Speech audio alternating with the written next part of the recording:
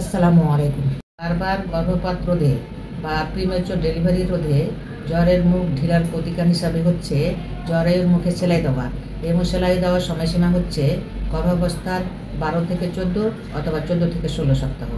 এই সেলাই দেওয়ার আগে কতগুলি প্রস্তুতি রয়েছে, যেমন হলো ক্লিনিক্যাল হিস্ট্রি। ক্লিনিক্যাল হিস্ট্রিতে রোগী বলবে 12 থেকে 24 সপ্তাহের মধ্যে তার প্রতিবারই জরায়ুর মুখ দিয়ে বাচ্চা বের হয়ে যায়।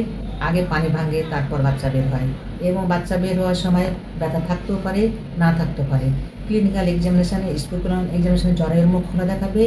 ক্লিনিক্যাল ল্যাব টেস্ট টিবিএসে জরায়ুর মুখ খোলা দেখাবে, অথবা জরায়ুর মুখের দৈর্ঘ্য অনেক কম হবে, 2.5 সেন্টিমিটারের নিচে হবে।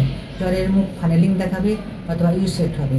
জ্বরের মুখের আরেকটি জিনিসটা আমরা দেখি যে তার কোনো ব্যাকটেরিয়াল ভ্যাজিনোসিস আছে কি না, অথবা ইউটিআই আছে কি না। দুটি কিন্তু কারেকশন করে নিতে হয় চিকিৎসার মাধ্যমে। ফলো আপ করতে হয়, 1 থেকে 2 দিন ফলো আপ লাগে। অ্যাক্টিভিটি রেস্ট্রিক্ট করতে হয়। অ্যাক্টিভিটি রেস্ট্রিক্ট বলতে সাধারণত দেখা যায় তাকে সিঁড়ি ভাঙা যাবে না, মিলনে তাকে বাধা দিতে হবে, বা আধা ঘন্টার বেশি তাকে হাঁটাহাঁটি করতে দেওয়া যাবে না। এই সার্কুলেজগুলো হয় সাধারণত 30 থেকে 37 সপ্তাহের মধ্যে, অথবা যখন ব্যথা উঠবে তখন।